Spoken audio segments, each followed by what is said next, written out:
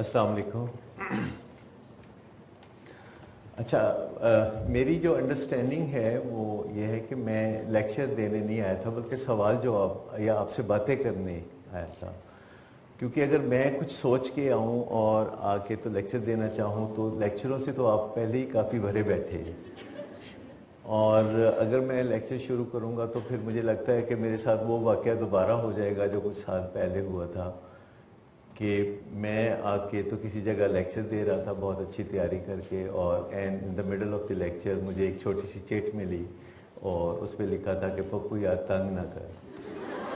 تو میرا خیال یہ ہے کہ تھوڑی سی میں بات چیت کر لیتا ہوں آج کے ٹاپک کے حوالے سے، جو ٹیبوز ان ایڈکشن یا ٹیبوز ان سوسائٹی، یا اس حوالے سے بات چیت ہے کہ ٹیبوز کیا ہوتے ہیں، ٹیبو ٹاپکس کیا ہوتے ہیں، ہم انہیں ٹیبو کیوں کہتے ہیں. کچھ ٹیبوز واقعی ٹیبوز ہوتے ہیں، کچھ کو ہم ٹیبو بنا لیتے ہیں.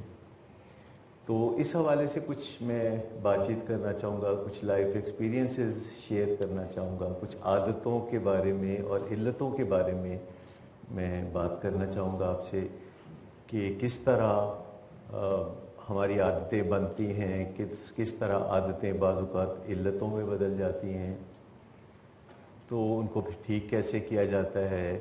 آج صبح جب ہم سو کے اٹھے تو ہم نے برش کیا، ہم نہائے دھوئے، کپڑے بدلے، ہمیں لگتا ہے کہ یہ سب کام ہم بہت سوچ سمجھ کے کرتے ہیں. گاڑی چلاتے ہیں تو شاید ہم سوچ سمجھ کے چلا رہے ہوتے ہیں، گیئر سوچ سمجھ کے لگا رہے ہوتے ہیں، یا ہر دفعہ ایکسیلیٹر پہ پاؤں رکھتے ہیں تو بہت سوچ سمجھ کے رکھتے ہیں. تو ایسا نہیں ہے، ہم عادتوں کے تحت زیادہ تر روزمرہ کام کاج کرتے ہیں اور ہم سیکھ جاتے ہیں کہ کس طرح کوئی کام کیسے کرنا ہے. کھانا پکاتے ہوئے، گاڑی چلاتے ہوئے یا کوئی اور مشینری چلاتے ہوئے ہم آٹومیٹک سے ہوتے ہیں، ہم آٹو پائلٹ پر ہوتے ہیں.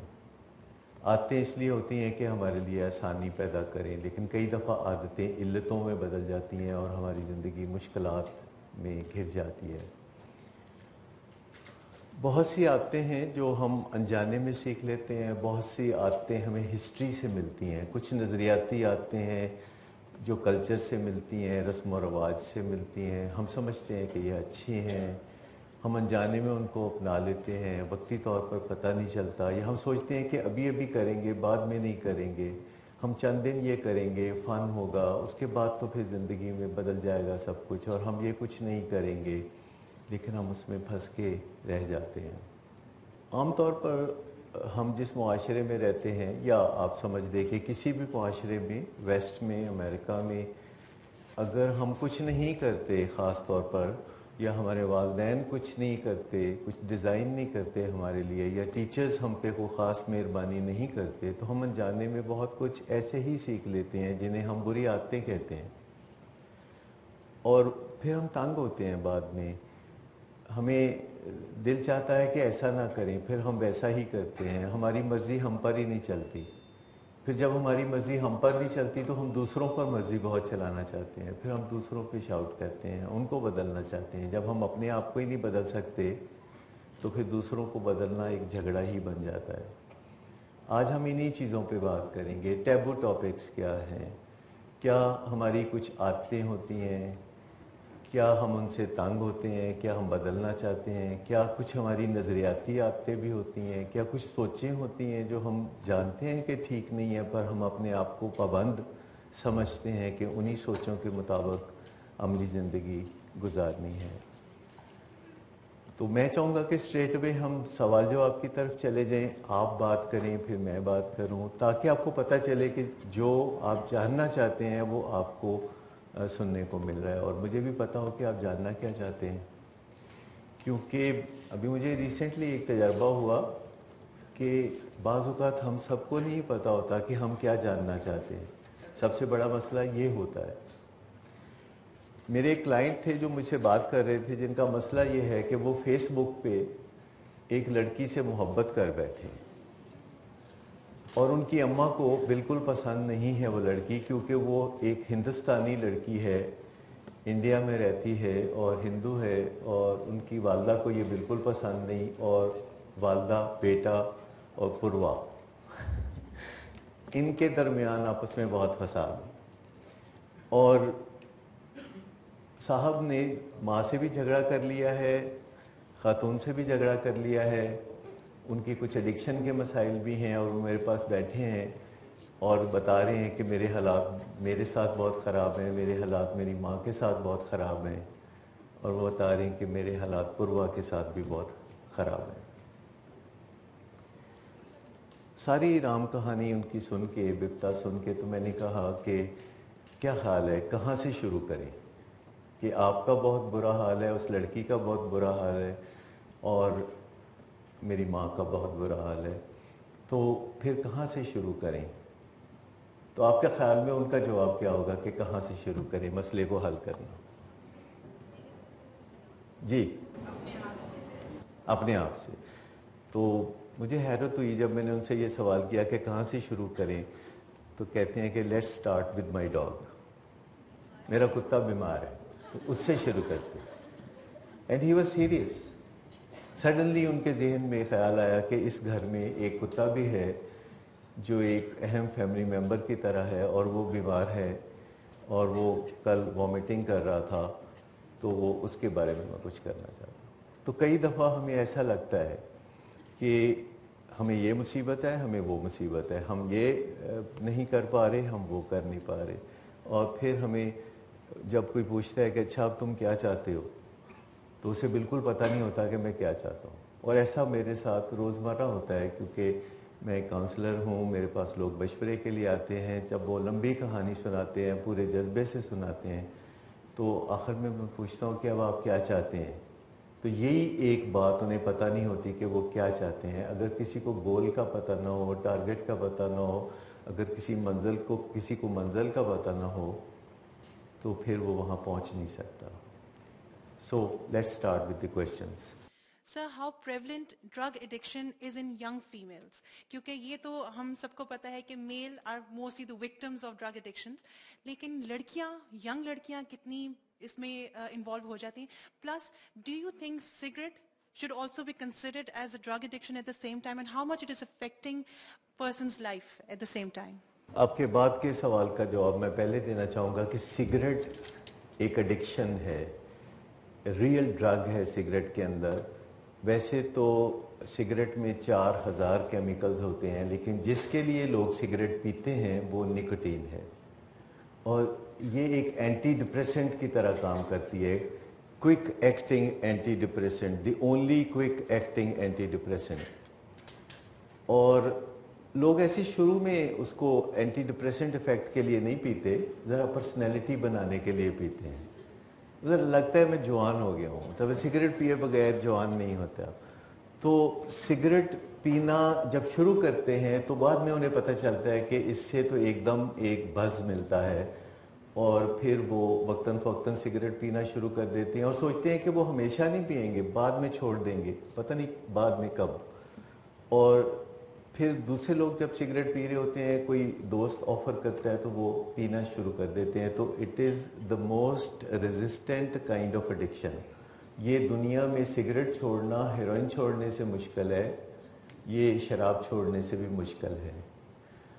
اور دوسری بات یہ کہ یونیورسٹیز میں شاید آپ پوچھنا چاہ رہی ہیں کہ ڈرگس کی کیا صورتحال ہے، یا آپ کا خیال ہے کہ لڑکے زیادہ تر ڈرگس کرتے ہیں؟ اس میں کوئی شک نہیں کہ لڑکیوں کی نسبت لڑکے زیادہ تر ڈرگس کرتے ہیں، لیکن لڑکے کہتے ہیں کہ وہ لڑکیوں کی وجہ سے ڈرگس کرتے ہیں۔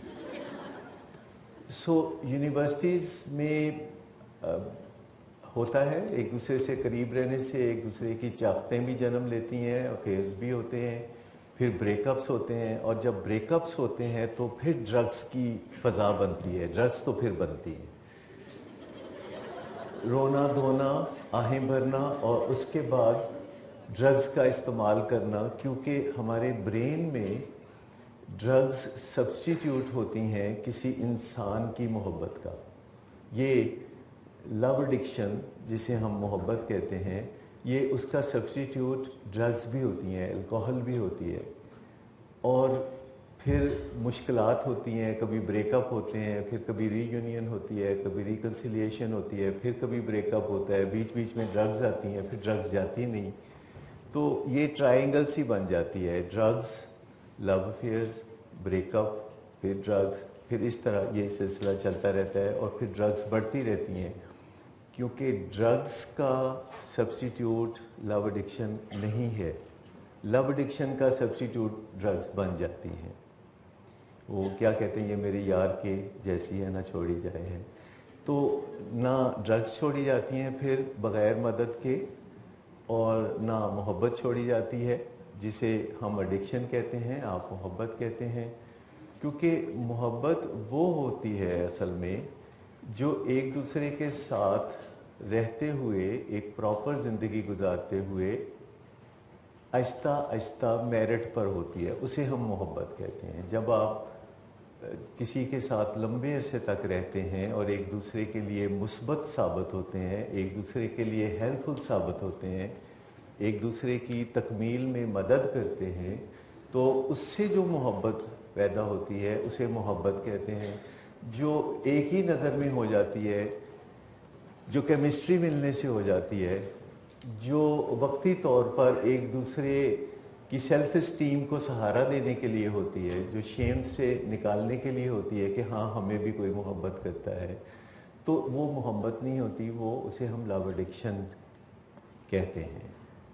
So love addiction, drugs, breakup, ये यूनिवर्सिटी की फ़ज़ा में अक्सर देखने में आता है, लेकिन मुझे लगता है कि इस यूनिवर्सिटी में ऐसा कम होता है, दूसरी यूनिवर्सिटियों में ऐसा ज़्यादा होता है। जी सर, आपने बोला कि जो आपके पास कोई क्लाइंट आता है, दे डोंट नो कि what they want in their life, उनका कोई गोल सेट नहीं होता, तो how you help them to set a goal, how you help them to identify what they actually need in their life? देखिए, जब हमारे पास clients आते हैं तो यूजुअली उन्हें बिल्कुल पता नहीं होता कि वो चाहते क्या हैं। उन्हें ये पता होता है कि क्या चीज़ उन्हें बॉदर कर रही है, क्या चीज़ उन्हें तकलीफ़ दे रही है, किस चीज़ से वो अपसेट हैं। वो अपने बारे में, दूसरों के बारे में बहुत बातें करते हैं, लेकिन फिर आखिर में जब मैं ये सवाल करता हूँ कि now what do you want, तो वो थोड़ा सा हवनक से होकर देखने लगते हैं कि मैंने कोई बहुत ही मुश्किल, कोई सतह मुर्तफ़ा पहाड़ी इलाके के बारे में पूछ लिया है या क्या मैंने पूछ लिया है, बहुत मुश्किल सा। तो मैंने कहा जी हाँ कैसे, तो इस तरह वो देखने लगते हैं मेरी तरफ। फिर मैं उनकी मुश्किल आसान करने के लिए यूँ कहता हूँ कि अच्छा चलें, अगर आपके पास अलादीन का चिराग हो तो आप अगर उसे 3 दफ़ा रगड़ के ये कह सकें कि ये आपकी 3 ख्वाहिशें हैं जो पूरी कर दी जाएं, तो वो क्या होंगी। और फिर वो कुछ वेग सी ख्वाहिशें बताते हैं, मतलब मियाँ बीवी का झगड़ा है, या बच्चा स्कूल में नहीं पढ़ रहा, कॉलेज के अंदर जाके लेक्चर्स नहीं अटेंड करता, ग्रेड्स गिर रहे हैं, ड्रग्स में है, चरस पीता है, सब कुछ करते हैं। तो मैं कहता हूँ know what do you want, तो कहते हैं कि जी अगर हम सब फैमिली कनाडा सेटल हो जाए तो बहुत अच्छा है। तो मैं कहता हूँ कि ये जो अभी 1.5 घंटे से आप सब तफसील बता रहे थे कि किस तरह आपके घर में फसाद है कि आपका बेटा जो टीनेजर है वो यूनिवर्सिटी जाता है लेकिन क्लासेस अटेंड नहीं करता, वो सिगरेट पीता है, वो चरस पीता है, वो शाम को घर से निकल जाता है, रात गए वापस आता है, और आप पूछें तो लड़ाई करता है, और आप पूछें तो झगड़ा करता है। तो फिर अब आप ये बीच में कनाडा कहाँ से आ गया। तो फिर हम उन्हें बार बार ब्रेनस्टॉर्मिंग के लिए कहते हैं, कुछ इशारे देते हैं, कुछ उनकी मदद करते हैं इस मामले में कि क्या आपके मसाइल हैं और ये इसमें हल तलब चीज़ें कौन सी हैं, और उनके अंदर प्रायोरिटीज़ क्या हैं, तरजीहात क्या हैं। तो ये गोल्स आपके जो 2-3 गोल्स हैं जो कि एक ही मिशन के अंदर रिलेटेड होने चाहिए। आपके जो गोल्स हैं वो एक लाइन में होने चाहिए, उनमें कोई अलाइनमेंट होनी चाहिए।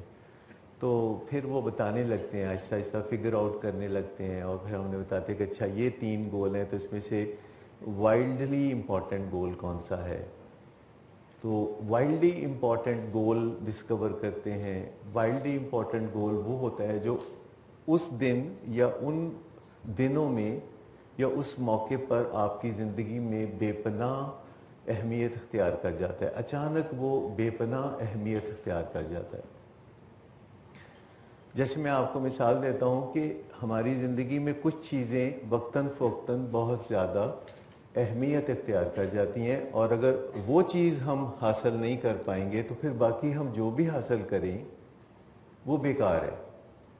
دیکھیں، اگر فرض کریں یونیورسٹی میں کوئی اسٹوڈنٹ ہے، اس کو ایڈکشن کا سامنا ہے، ہیروئن ایڈکشن کا سامنا ہے، اور وہ پی ایچ ڈی کر رہا ہے اسٹوڈنٹ، اور وہ پی ایچ ڈی کتنے بھی اعلیٰ درجے میں کر لے یا جو بھی کوالیفیکیشن وہ حاصل کرنا چاہ رہا ہے وہ جتنے بھی اعلیٰ درجے میں حاصل کر لے، لیکن اگر اس کی ایڈکشن نہیں چھوٹے گی تو اس کی پی ایچ ڈی کسی کام کی نہیں. اب یوں سمجھیں کہ وائلڈلی امپورٹنٹ گول وہ ہوتا ہے کہ جو اگر ہم نے حاصل نہیں کیا تو پھر ہم جو کچھ بھی حاصل کر لیں وہ سب بیکار جائے گا. جیسے ہمارے ملک میں اگر ٹیررزم ختم نہیں ہوتا تو بے پناہ ترقی کرنے کے باوجود ہمیں کوئی فائدہ نہیں. ہمارے ملک سے تیل نکل آئے تو ہمیں پھر بھی کوئی فائدہ نہیں. ہمارے ریزرو ذخائر 100 بلین ڈالرز ہو جائیں تب بھی کوئی فائدہ نہیں. ہمارے ملک میں ڈیموکریسی بہت اسٹیبلش ہو جائے تب بھی کوئی فائدہ نہیں. تو وائلڈلی امپورٹنٹ گول ہماری زندگی میں کوئی نہ کوئی ابھر کے سامنے آتا رہتا ہے. جیسے آپ سوچیں کہ اس وقت دنیا میں بہت سے ایئرپورٹوں سے جہاز ٹیک آف کر رہے ہوں گے اور ان کی الٹیمیٹ ڈیسٹینیشن لاہور ایئرپورٹ ہوگی. اسی وقت نیو یارک سے ایک جہاز ٹیک آف کر رہا ہے، ایک یو کے سے کر رہا ہے، ایک تھائی لینڈ سے کر رہا ہے، ایک دہلی انڈیا سے کر رہا ہے، ایک اسلام آباد سے کر رہا ہے، اور ایک گجرانوالے سے گزر رہا ہے، لاہور کی طرف آ رہا ہے. تو مجھے بتائیے کہ سب سے امپورٹنٹ جہاز ٹریفک کنٹرولر کی نظر میں کون سا ہے؟ جس نے اس جہاز کو لینڈنگ کرانی ہے، ٹریفک کنٹرول آفس میں بیٹھے ہوئے اس کی بیوی سڈنلی فون کرتی ہے اور اسے کہتی ہے کہ آج کی پکانا ہے، تو وہ کیا کرے گا؟ وہ اس کی بات نہیں سن سکتا. ایک اس کا سبارڈینیٹ کمرے میں آتا ہے تو کہتا ہے جی 2 گھنٹے کی شارٹ لیو چاہیے، تو وہ اس کی بات نہیں سنے گا، کیونکہ اس کے نزدیک اگر اس نے اس جہاز کو ٹھیک طرح سے سیفلی لینڈ نہیں کرایا تو پھر چاہے اس کی کارکردگی اپنی بیوی کے ساتھ بات چیت کرنے میں یا سبارڈینیٹ کے ساتھ بات چیت کرنے میں کتنی بھی اچھی ہو، چاہے وہ کتنا بھی نیک نام ہو، چاہے وہ کتنا بھی اسٹیبلش زن مرید ہو، اگر اس نے جہاز صحیح طریقے سے لینڈ نہیں کرایا تو اس کی شامت آ جائے گی اور اس کی کارکردگی پھر کسی کام کی نہیں. سو ہماری زندگی میں ہر وقت، ہر دن، ہر ہفتے، ہر مہینے، ہر سال، ہر موقع پہ کوئی نہ کوئی ایک گول وائڈلی امپورٹنٹ گول بن کے، ایک بہت ایسا گول بن کے کہ اگر اسے حاصل نہیں کیا تو بس باقی ہم جو بھی کچھ کر لیں گے وہ سب بیکار جائے گا. سو جب بھی کلائنٹس میرے پاس آتے ہیں مشورے کے لیے، کاؤنسلنگ کے لیے، اسٹوڈنٹس آتے ہیں جو اس لیے باہر پڑھنے جانا چاہتے ہیں کہ ان کی ماں باپ کے ساتھ نہیں بنتی، وہ اس لیے باہر پڑھنا جانا چاہتے ہیں کہ ان سے یہاں پڑھا نہیں جاتا، وہ اس لیے باہر جانا چاہتے ہیں کہ ان کی کوئی ایڈکشن ہے جو ان کا خیال ہے کہ باہر جانے سے چھوٹ جائے گی. تو یہ سب خام خیالی سے نکالنے کے لیے ان سے ہم کہتے ہیں کہ آپ کا وائڈلی امپورٹنٹ گول کیا ہے. اگر آپ ایسے گول کا ذکر کریں کہ جو اگر اچیو نہیں کیا تو باقی دنیا میں ہم جتنے بھی گولڈ میڈل لے لیں وہ سب بیکار ہے. تو ایک وائڈلی امپورٹنٹ گول ہوتا ہے جو ہم سب کی زندگی میں ہوتا ہے، تو اس کو فوکس کرنے کی ضرورت ہوتی ہے. جی، آپ دوسروں کی زندگی میں یا دوسروں کی کاؤنسلنگ کرتے ہوئے آپ کی اپنی لائف کتنا افیکٹ ہوتی ہے؟ اچھا یہ عام طور پر خیال کیا جاتا ہے کہ جو کاؤنسلرز ہوتے ہیں یا سائیکالوجسٹ یا سائیکیٹرسٹ یہ آدھے پاگل ہوتے ہیں. یہ آپ نے اسی ازمپشن کے تحت میرے خیال میں سوال کیا کہ ان کی اپنی زندگی بہت متاثر ہو جاتی ہے. حقیقت یہ ہے کہ ایک کاؤنسلر ہوتے ہوئے آپ کی زندگی کو تو فائدہ ہونا چاہیے، کیونکہ آپ دوسرے کے تجربات سے سیکھ رہے ہوتے ہیں، آپ دوسرے کو کاؤنسل کر رہے ہوتے ہیں، دوسرے کو اچھی اچھی باتیں بتا رہے ہوتے ہیں. اور جب آپ دوسروں کو اچھی اچھی باتیں بتاتے ہیں تو وہ اچھی اچھی باتیں آپ خود بھی سن رہے ہوتے ہیں، وہ آپ کے एक मुंह से निकलती हैं बातें तो फ़ज़ा से घूम के आपके 2 कानों में से वापस आपके पास भी जा रही होती हैं। और रोज़मर्रा लोग हमारे पास आते हैं और कोई खुशी की दास्तानें तो वो सुनाते नहीं, वो हमेशा कोई अपनी ज़िंदगी में तकलीफ़ का ज़िक्र करते हैं, कोई बॉदरेशन हो रही है उसका ज़िक्र करते हैं, कोई फैमिली मेम्बर है जो उन्हें तंग कर रहा है। हर घर में अल्लाह ताला ने रौनक लगाने के लिए एक फैमिली मेम्बर तो दिया ही होता है। तो ये एक मिथ है, अब जैसे समझा जाए कि अगर कोई काउंसलर है या साइकोलॉजिस्ट है या साइकाट्रिस्ट है तो वो रोज़मर्रा लोगों की ये तकलीफ़ दे बातें सुन के बहुत दुखी हो रहा होगा और वो आंसू बहा रहा होगा और उसको बहुत बेचैनी होती होगी। तो ऐसा नहीं है, वो इम्यून हो जाते हैं, ये बातें वो ऐसे सुनते हैं as a matter of fact. और फिर जो कुछ वो सीख रहे होते हैं अपने क्लाइंट्स के लिए, उनकी ज़िंदगी को बेहतर बनाने के लिए, वो खुद अपनी ज़िंदगी में भी उनको बड़ी आसानी से अप्लाई कर सकते हैं। यानी काउंसलर्स वो हलवाई होते हैं जो अपनी मिठाई खा सकते हैं और उसका फ़ायदा भी उठा सकते हैं। सो इस हवाले से आज की दुनिया में काउंसलर्स अपनी सेल्फ केयर का पहले एहतमाम करते हैं, क्योंकि खाली बर्तन से आप किसी को कुछ दे नहीं सकते और आपको अपनी नींद का ख्याल रखना पड़ता है, अपने खाने पीने का, एक्सरसाइज का, और फिर आपको अपने रिलेशनशिप जो आपकी अपनी ज़िंदगी में है उनको बेहतरीन बनाना पड़ता है। तो वो सेल्फ केयर से ऑपरेट कर रहे होते हैं, वो अपनी ज़िंदगी को बेहतर बना के दूसरों के लिए एक अच्छा नमूना बनते हैं। इसका मतलब ये नहीं कि वो परफेक्ट होते हैं, वो अपने क्लाइंट्स के साथ अपनी मुश्किलात को भी शेयर करते हैं। वो बताते हैं कि हम खुद कितने वल्नरेबल हैं, क्योंकि साइकोलॉजिस्ट परफेक्ट नहीं होते। अगर वो प्रिटेंड करें कि वो परफेक्ट है तो वो तकलीफ़ में हो जाएंगे। काउंसलर्स परफेक्ट नहीं होते, उनमें अपनी दुश्वारियाँ होती हैं, छोटी छोटी दुश्वारियाँ होती हैं। परसों रात में आधी रात को देखा तो साइड टेबल पे पानी नहीं था, मैं उठ के नीचे की मंजिल में आया, मैंने फ्रिज खोली और पानी की बोतल निकालने की बजाय मिठाई के डब्बे में से एक बर्फ़ी निकाली। तो ये छोटी मोटी डिफ़िकल्टीज़ होती हैं। फिर उसको वापस रखा, फिर पानी की बोतल निकाली, पानी पिया और वापस आ गया। तो ये छोटी छोटी जो नुएंसेस हैं तो ये हमारी ज़िंदगी में भी होती हैं कि हर वक्त हम इंसानों के अंदर एक मुकालमा चलता रहता है। एक हम खुद होते हैं जो रिप्रेजेंटेटिव होते हैं अपने, जिनका कोई नाम होता है और वो नाम और उनके नैन नक्श मिल के एक आइडेंटिटी पैदा करते हैं। जैसे आप अपने दोस्त अहबाब को या फैमिली मेम्बर्स को या सोसाइटी में लोगों को देखते हैं तो आपको उनका नाम पता चलता है, आपको उनकी पहचान होती है। फिर आपके अंदर एक ज़िद्दी सा बच्चा होता है जो चाहता है कि हर वक्त उसकी जो फरमाइशी प्रोग्राम है वो पूरा किया जाए। जैसे कोई छोटा बच्चा खिलौनों की दुकान में जाता है तो कहता है मैंने ये भी लेना है, मैंने ये भी लेना है, और माँ को तंग करता है, माँ का पल्लू पकड़ के खींचता रहता है। तो ये छोटा बच्चा हमारे अंदर भी होता है कि बाज़ार से कुछ ख़रीदने गए हैं तो बहुत कुछ फालतू ख़रीद के ले आते हैं। हमारा खामखा दिल चाहता है कि जो चीज़ें हम अफोर्ड नहीं कर सकते वो ले लें, अपने क्रेडिट कार्ड को बर्डन करते रहते हैं, अपने ऊपर उधार चढ़ाते रहते हैं, मुश्किलात पैदा करते रहते हैं। तो ये एक ज़िद्दी बच्चा होता है। और एक हमारे अंदर समझदार वाइज़र एडवोकेट भी होता है, जिसे हम कहते हैं कि एक सियाना भी होता है जो अंदर से बताता है कि नहीं ये ठीक नहीं है, ये तुम्हें मुश्किल पेश आएगी, ये तुम बाद में तंग हो गई, ऐसा ना करो तो अच्छा है। तो जो सियाना होता है ये हमें थोड़ा बहुत गाइड करने की कोशिश करता है, और अपना सियाना हमने कितना सियाना बनाया है वो भी हम पे डिपेंड करता है। और सियाने के मुकाबले में वो ज़िद्दी बच्चा होता है जिसे हम अयाना कह सकते हैं। अयाना समझते हैं आप पंजाबी में? सियाने का ऑपोजिट होता है अयाना।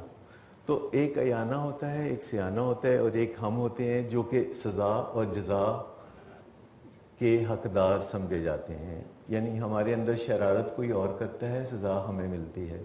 या हम कुछ भी करें तो उसकी जो नफ़ा नुकसान है वो हमें मिलता है। यानी जिसका कोई नाम होता है, जिसकी कोई पहचान होती है, जो दुनिया के साथ बात करता है तो दुनिया उसको सज़ा और जज़ा देती है, और फिर आखिरत में भी उसे ही सज़ा और जज़ा मिलेगी। लेकिन हमारे बस में है कि हम अपने आप को और अपने अंदर वाइज़र एडवोकेट को तगड़ा बना के रखें और आपस में गठजोड़ करके रखें। اور ہمارے اندر وہ جو ضدی بچہ ہے یا ایانا ہے جو شرارتی ہے، جسے ہر وقت کچھ نہ کچھ خواہشیں، جو فن چاہتا ہے، فن کرنا چاہتا ہے، فن آفٹر فن آفٹر فن. جیسے آپ نے کبھی دیکھا ہوگا، آپ کبھی کھانا کھانے کسی ریسٹورنٹ میں جاتے ہیں تو وہاں سے فارغ ہوتے ہیں تو آپ کہتے ہیں آئس کریم کھانی، وہاں سے فارغ ہوتے ہیں تو آپ کہتے ہیں گلوریا جینس چلتے ہیں، وہاں سے فارغ ہوتے ہیں کہ چلو اب ہینگ آؤٹ کرتے ہیں، چلو یوں کرتے ہیں. تو یہ جو فن آفٹر فن ہے، یہ جو اچانک رات کو 2 بجے ہم کہتے ہیں کہ پزا آرڈر کریں گے، ایک کے ساتھ ایک فری ہوگا، پھر باقی سب گھر والوں کو سوتے میں سے جگا جگا کے کہہ رہے ہوتے کہ کھاؤ، پھر ملازموں کو جگا کے کہتے ہیں اب کھاؤ، کہتے ہیں ہمیں بھوک ہی نہیں. تو اس طرح کی یہ جو چیزیں ساری ہیں، اس سے ہمارے لیے تھوڑی مشکلات پیدا ہوتی ہیں. سو ہم پہلے ہی اگر اپنے اندر وائزر ایڈوکیٹ کو اسٹرانگ بنا کے رکھیں اور اپنا خیال رکھیں، یعنی نیند کے اوپر کوئی کمپرومائز نہیں، ہر 4 گھنٹے بعد ضرور کچھ کھائیں، کیونکہ ہمارے جسم میں جو کھانا جاتا ہے 4 گھنٹے کے بعد وہ اپنے انجام کو پہنچ جاتا ہے، کیونکہ وہ یا تو چربی کی شکل میں سٹور ہو جاتا ہے یا کنزیوم ہو جاتا ہے. دوسری صورت میں جب ہمیں 4 گھنٹے کے بعد کچھ کھانے کو نہ ملے تو پھر لیور سے سٹور شوگر خون میں آتی ہے، جس سے کہ انرجی خام خواہ ضائع ہوتی ہے اور ہم ایگزاسٹ ہوتے ہیں. لہٰذا 4 گھنٹے کے بعد تھوڑا سا کھا لینا، جیسے کہ اگر ایک سیب کھاتے ہیں، ایک پاؤ دودھ پی لیتے ہیں، تو ایک سلائس ڈبل روٹی کا کھا لیتے ہیں، تو وہ ایک کھانا ہے. اس کے علاوہ ریلیشن شپس کو بچا کے رکھنا، خاص طور پر ماں باپ کے ساتھ ریلیشن شپس کو اچھا رکھنا، کیونکہ یہ دنیا کا آسان ترین رشتہ ہے، اور اگر کسی کے ماں باپ کے ساتھ ریلیشن شپ اچھے نہیں ہیں تو وہ اندازہ کر لے کہ آگے جا کے دوسرے لوگوں کے ساتھ اس کے ریلیشن شپ کیسے ہوں گی. کیونکہ ماں باپ کے ساتھ ریلیشن شپ اچھے بنا کے رکھنا کافی آسان ہے، وہ آپ کو ہر روز معاف کر سکتے ہیں، ہر روز کلین سلیٹ دے سکتے ہیں. دوسرے لوگ شاید ایسے نہ کریں، دوسرے لوگ شاید گرج رکھیں، دوسرے لوگ شاید نقصان پہنچائیں، اور ماں باپ کبھی آپ کو نقصان نہیں پہنچاتے. تو ماں باپ کو ہمیشہ اپنی بیک پہ رکھنا، اپنی سپورٹ پہ رکھنا. ماں باپ کہیں بات کریں تو آپ کی سپورٹ میں بات کریں، اور انکانشیسلی سلپ آف ٹنگ سے وہ آپ کے بارے میں کہیں منفی خیالات کا اظہار نہ کریں. ہماری آرگنائزیشن میں جب ہم لوگوں کو ہائر کرتے ہیں تو آخری اپروول ملتا ہے ان کے ماں باپ سے. ہم ان کے ماں باپ کو بلاتے ہیں اور ان کو کہتے ہیں کہ آپ بتائیے کہ یہ لڑکا کیسا ہے، رکھ لیں اس کو ملازمت میں یا نہیں. اور وہ کبھی سامان کی طرف دیکھتے ہیں، کبھی ادھر کبھی ادھر. وہ کھل کے نہیں کہتے کہ ہاں ٹھیک ہے، وہ کہتے دیکھ لیں، سوچ لیں. تو ہم کہتے نہیں، سوچنا دیکھنا کر لیا، اب آپ سے پوچھنا ہے. اور ہمیں اسی وقت اندازہ ہو جاتا ہے کہ یہ ایک کامیاب امپلائی ہے یا نہیں ہے. سو آپ سوچ سکتے ہیں کہ ان سے بات نہیں ہوتی، کیونکہ وہ سچ بھی بولنا چاہتے ہیں اور سچ نہیں بھی بولنا چاہتے. ماں باپ سے بنا کے رکھنا ایک بہت اچھی بات ہے. تو بیچ بیچ میں اس طرح کی نصیحتیں میں کرتا رہوں گا جو آپ کو اچھی نہیں لگتی.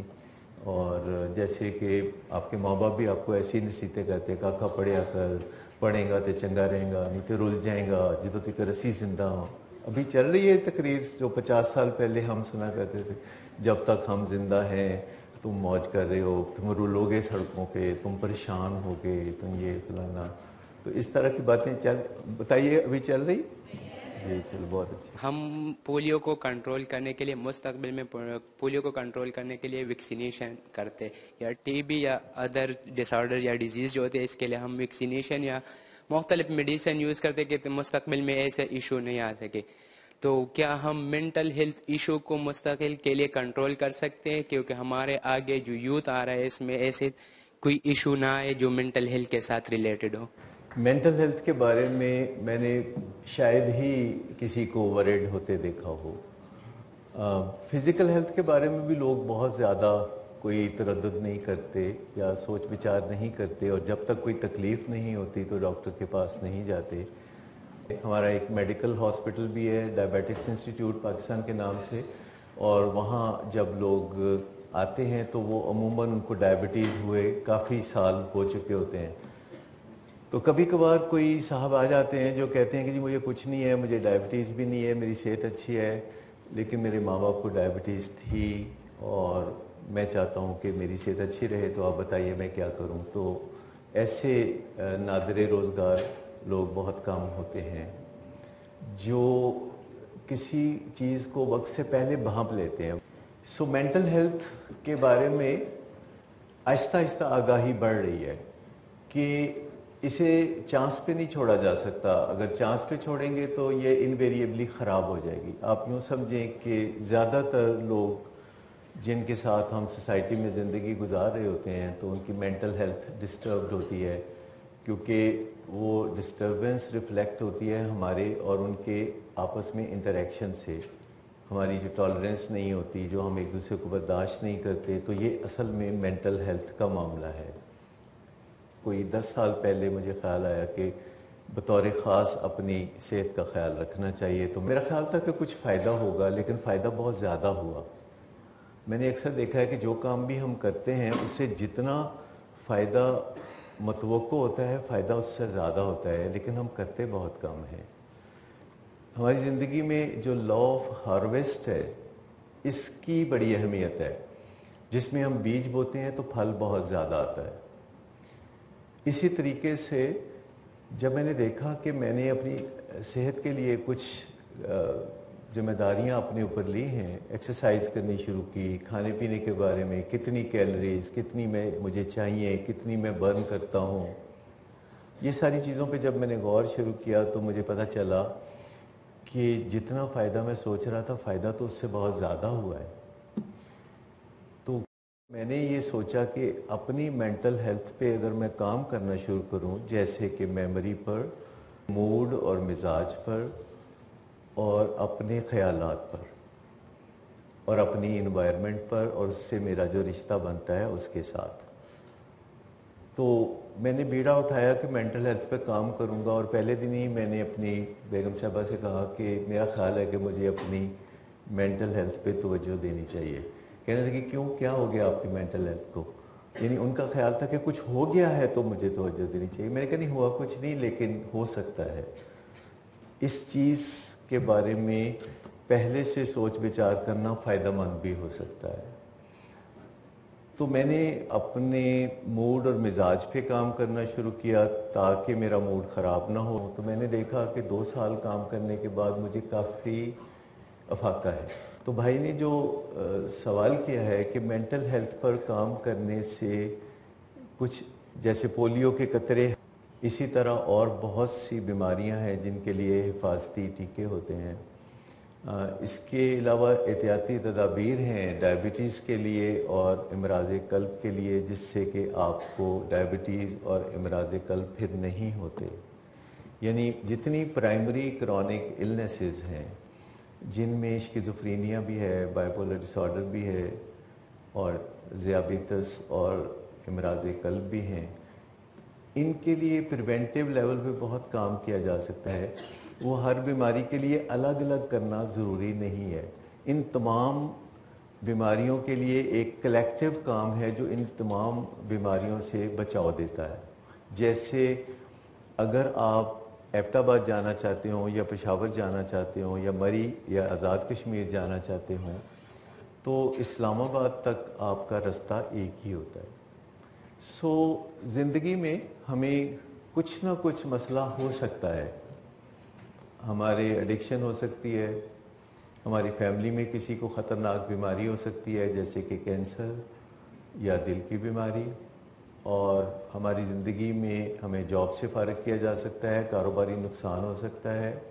ये सब चीज़ें हकीकी ज़िंदगी में होने वाली हैं। डिवोर्स हो सकती है, डिवोर्स रेट काफ़ी ऊंचा जा रहा है। तो अगर फ़र्ज़ करें हम बहुत ही खुशकिस्मत हैं और हमें कुछ भी नहीं होता, हमें कोई हमारा मोबाइल छीन के भी नहीं जाता, हमें कोई माली परेशानी भी नहीं होती, हमारा कारोबार भी तबाह नहीं होता, हमें एडिक्शन भी नहीं होती, and if we live long enough, तो हमें बुढ़ापा तो आएगा जो बज़ाते खुद फिर एक मुसीबत है। और उससे कोप करना, जब चेहरे पे झुर्रियाँ नज़र आने लगती हैं, जब इंसान को लगता है कि अब वो पहले जैसी बात नहीं रही, तो आपको पहले से तैयारी करने की ज़रूरत होती है।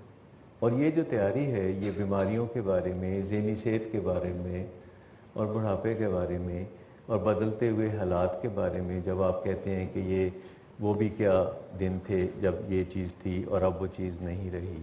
हमारे पास लोग आते हैं डायबिटीज़ के हॉस्पिटल में, कहते हैं मैं तो बड़ी नमाज़ें पढ़ता था, मुझे क्यों डायबिटीज़ हुई। तो ये जो सवाल मेंटल हेल्थ का है, ये अहम सवाल है जो हम सबको अपने दिल में ज़रूर सोचना चाहिए कि बहुत से लोगों को डिप्रेशन होती है, बहुत से लोगों को एंग्जाइटी, शिज़ोफ्रेनिया होता है या बाइपोलर डिसऑर्डर होता है, तो हमें भी होने का इम्कान तो है।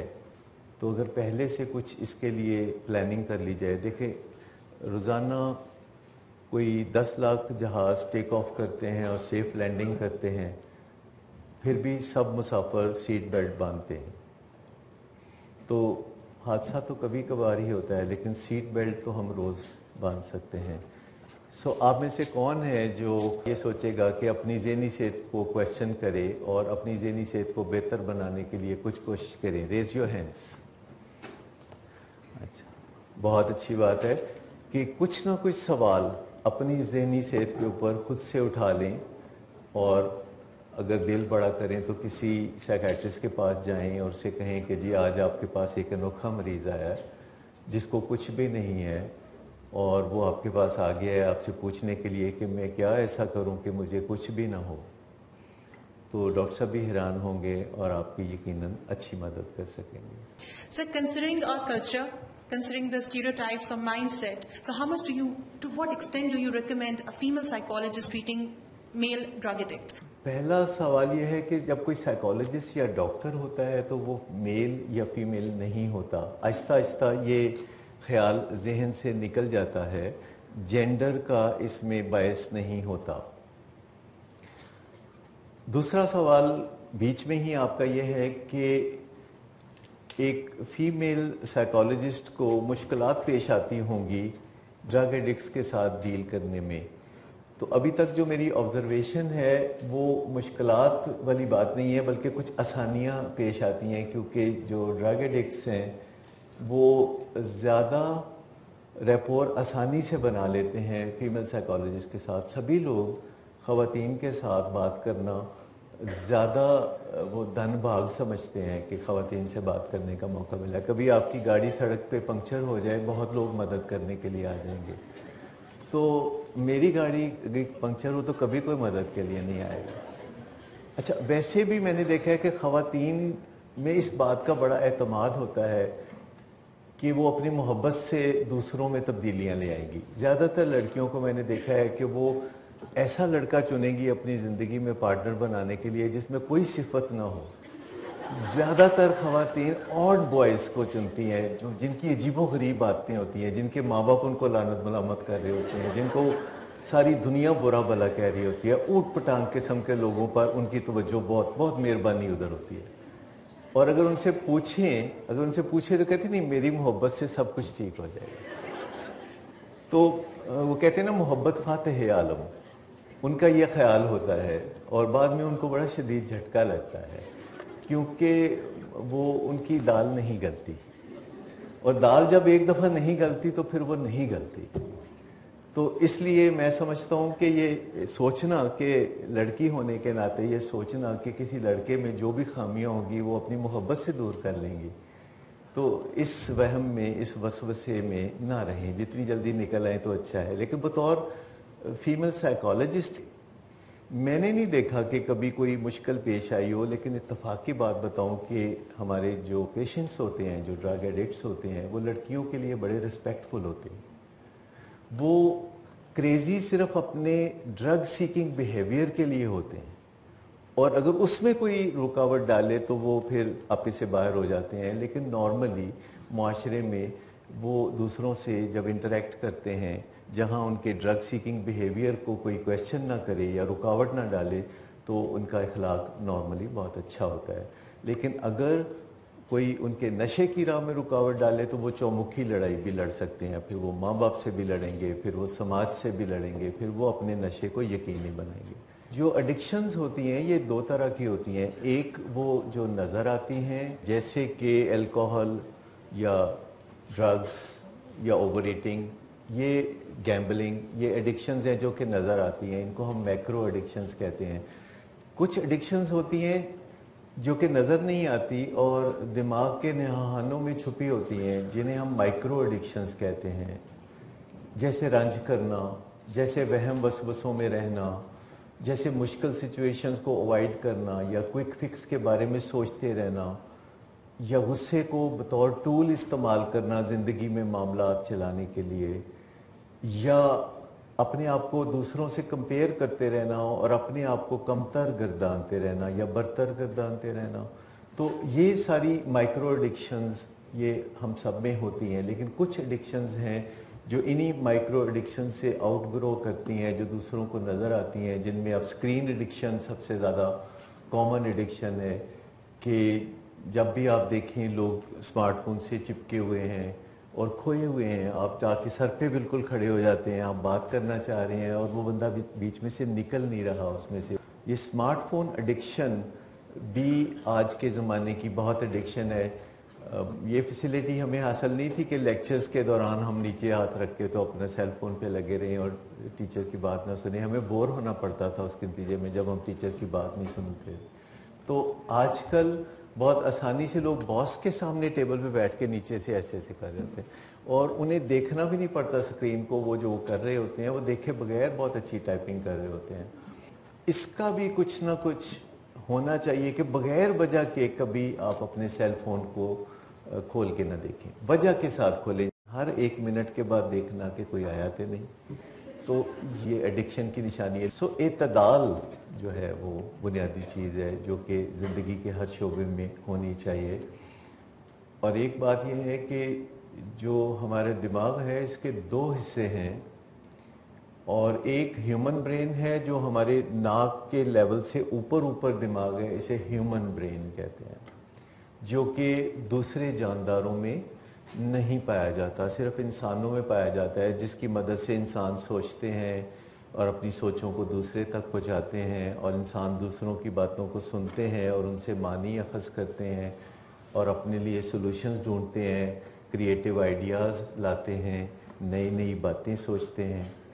और एक नाक से नीचे ब्रेन का हिस्सा होता है, नाक के लेवल से नीचे, और ये जो नीचे होता है ये एनिमल ब्रेन्स का मजमूआ होता है, कॉम्प्लेक्स ऑफ एनिमल ब्रेन्स कह सकते हैं। छिपकली का दिमाग भी हमारे दिमाग में होता है, मवेशियों का भी, परिंदों का भी, दरिंदों का भी।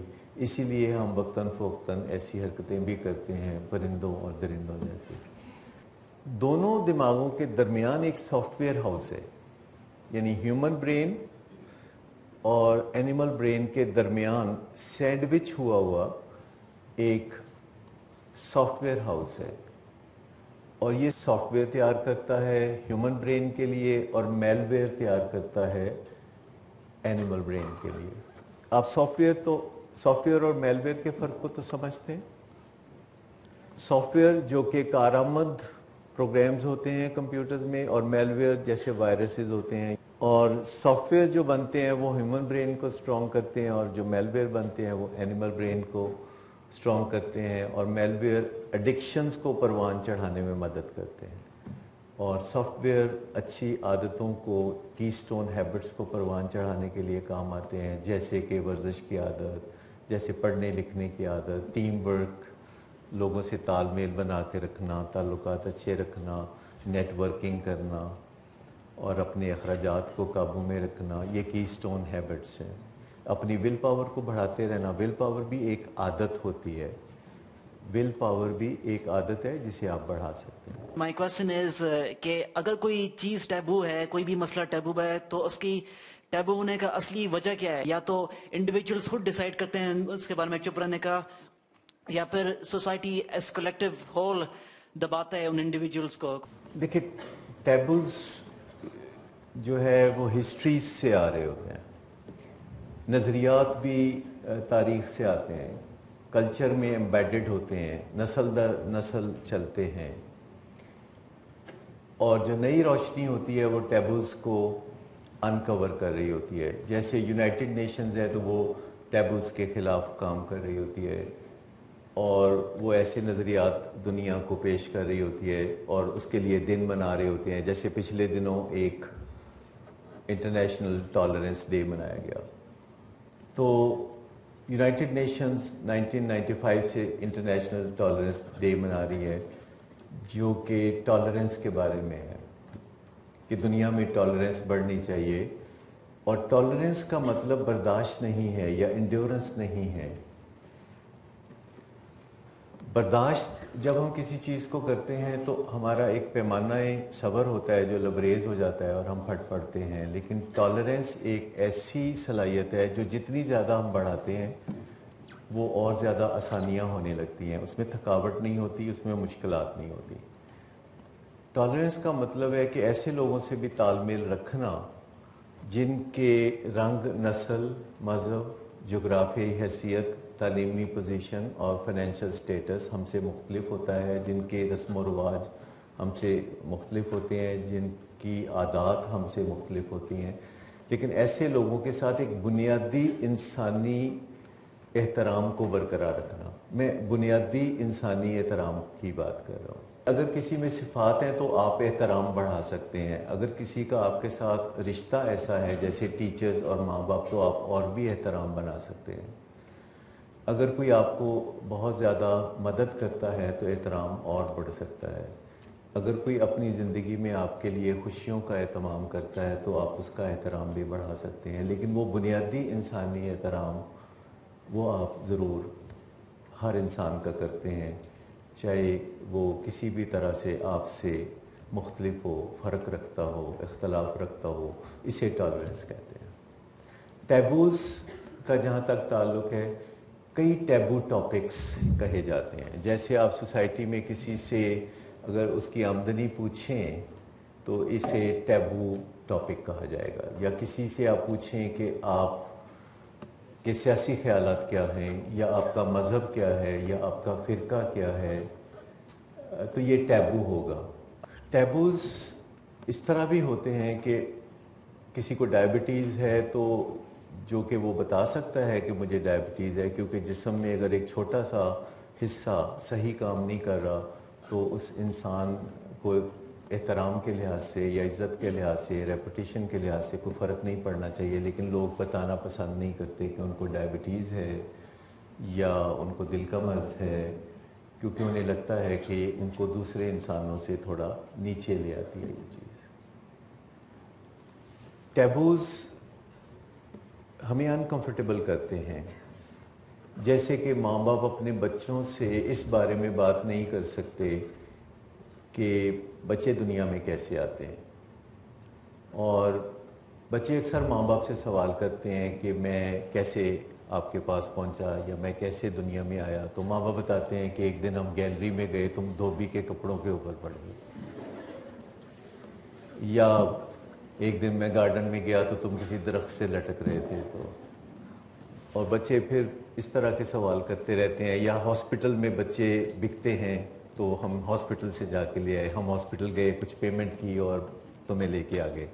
तो इस तरह बच्चों को जब हम सही बात नहीं बताते, जो कि बड़ी आसानी से बताई जा सकती है, लेकिन ये टैबू टॉपिक है। फिर ये भी नहीं कि हम ऐसे अल्फाज में बताएं कि जिससे कोई एम्बैरेसमेंट क्रिएट हो। अगर हम अपने कम्युनिकेशन स्किल्स को थोड़ा बेहतर बना लें तो हम अनडिस्कसेबल चीज़ों को बड़ी आसानी से डिस्कसेबल बना सकते हैं। टैबू टॉपिक्स अमूमन वो होते हैं जो अनडिस्कसेबल होते हैं, और अनडिस्कसेबल को डिस्कसेबल बनाना ये बहुत ज़्यादा कम्युनिकेशन स्किल्स मांगता है। बहुत कुछ वोकेबलरी इसमें चाहिए, और ब्रॉडकास्टर्स के पास ऐसी वोकेबलरी होती है, आवाज़ करने वालों के पास ऐसी वोकेबलरी होती है, वकला के पास होती है। तो कोई भी इंसान चाहे तो वो सीख सकता है, और ऐसी बातें जिन्हें टैबू टॉपिक्स कहा जाता है वो उनको डिस्कसेबल बना सकते हैं, कुछ इस तरह के दूसरे को बुरा भी ना लगे। तो हर टैबू टॉपिक को हम डिस्कसेबल बना सकते हैं, और उसमें फरीकैन एक दूसरे की मदद कर सकते हैं। जितनी बात इशारे से समझ आ रही है तो उसको एक्नॉलेज कर सकते हैं, जो बात नहीं समझ लग रही उसके लिए कुछ मुनासिब तर्ज़-ए-अमल या सवालात किए जा सकते हैं और बात का जवाब दिया जा सकता है। हमारे पास वक्त की कमी है, एक सवाल कोई अगर करना चाहता है आखिरी। सर मेरा क्वेश्चन ये है कि हम टैबू किसको कहते हैं हमारे कल्चर में, ड्रग को या ड्रग एडिक्ट को? बड़ा ही अहम सवाल आपने किया है। हमारे मुआशरे में ड्रग करना, शराब पीना, ड्रग एडिक्शन, अल्कोहलिज्म हर तबके में टैबू है। ये एक थोड़ा सा फ़र्क है, थोड़ा बुनियादी सा फ़र्क है कि हमारे ऐसे तबके मौजूद हैं कि जिनमें ड्रग्स ना करने वालों को और लोग समझा जाता है, उनसे दोस्ती नहीं की जाती, उनसे सोशलाइज नहीं किया जाता, और लोगों को सोशलाइज करने के लिए बाज़ औक़ात ड्रग्स और अल्कोहल में हिस्सा लेना पड़ता है। मैं समझता हूँ कि ये ज़रूरी नहीं है। आप अपनी नीश तलाश कर सकते हैं ज़िंदगी में, और आप पाबंद नहीं हैं कि किसी ग्रुप से बिलोंग करने के लिए उस ग्रुप की आदत को अपनाएं अगर आप उससे मुत्तफिक नहीं हैं तो। लेकिन ड्रग एडिक्शन और अल्कोहलिज्म हर तबके में टैबू है। लोग समझते हैं कि जिस दिन वो काउंसलिंग में जाएंगे या रिहैब में जाएंगे उस दिन इस्टेब्लिश होगा कि वो ड्रग एडिक्ट हैं, या उस दिन इस्टेब्लिश होगा कि वो अल्कोहलिक हैं। एक मैं छोटी सी बात बता दूं कि अब रिहैब में जाना ज़रूरी नहीं है। रिकवरी के लिए अब दुनिया इतनी तरक्की कर चुकी है कि जैसे पहले बाईपास ऑपरेशन होते थे, अब स्टेंट डाले जाते हैं और उसी दिन या नेक्स्ट डे लोग अपने घरों को चले जाते हैं। इस तरह अब एडिक्शन से या अल्कोहलिज्म से रिकवरी के लिए किसी रिहैब में जाने की ज़रूरत नहीं है। अगर कोई समझता है कि उसे एडिक्शन से रिकवरी हासिल करनी चाहिए, अगर कोई समझता है कि ड्रग्स और अल्कोहल ने उसकी ज़िंदगी को अनमैनेजेबल बना दिया है और वो बेबस हो रहा है ड्रग्स के सामने, तो वो जाके किसी काउंसलर के सामने कुर्सी पे बैठ जाता है, तो वो बुनियादी तकाजा पूरा कर देता है। अब उसे रिहैब में जाने की ज़रूरत नहीं है, बल्कि वो आउटडोर बेसिस से काउंसलिंग की मदद से अपनी ज़िंदगी को दोबारा एडिक्शन से, ड्रग्स से और एडिक्टिव बिहेवियर से पाक कर सकता है। Thank you very much.